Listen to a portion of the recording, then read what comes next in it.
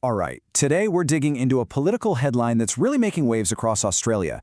And it's not about a new law or some big policy change. Nope, it's about something way more fundamental: how political ideas travel around the globe and what that actually means for all of us. So here's the big question, right?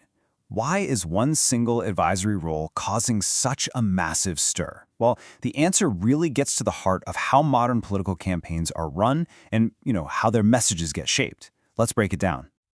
Okay, so here's the core fact that's got everyone talking. Reports are saying that Pauline Hanson's One Nation Party has brought on a political advisor who used to be on Donald Trump's campaign team, and that connection is what's sparking this entire conversation.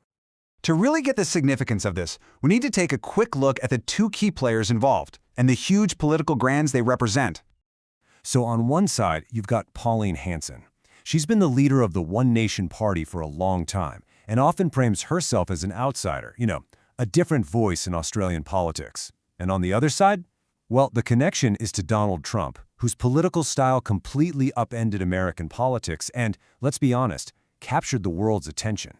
It's that link to Trump's incredibly powerful and, yes, polarizing brand that makes this so newsworthy.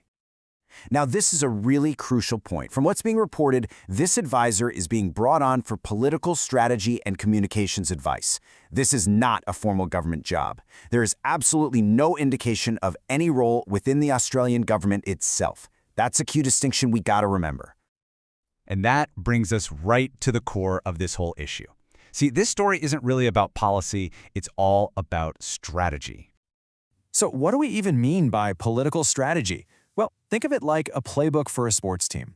It's all about how you frame an issue, which topics you decide to crank up the volume on, and how you deliver your message to really connect with voters. It's the how, not just the what.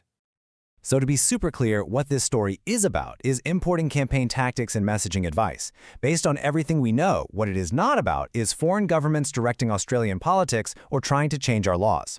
That distinction is absolutely essential to understanding what the real conversation is here. This whole thing isn't happening in a vacuum. It's actually part of a much bigger global trend that's been going on for a while. Political consulting is a global business now. Strategists and their playbooks, they cross borders all the time. It's happened right here in Australia before, with advisors coming from the UK and the US to work for parties all across the political spectrum. The thing that makes this case so different is the instant name recognition and all the powerful emotions that are tied to the Trump political brand. Now, as you can probably imagine, this news has kicked off some pretty strong reactions. So let's take a look at the debate it sparked and try to separate that from the facts we actually know. So how are people taking this news? Well, surprise, surprise, opinions are sharply divided. Okay, so supporters of the move are basically arguing it's just a practical decision.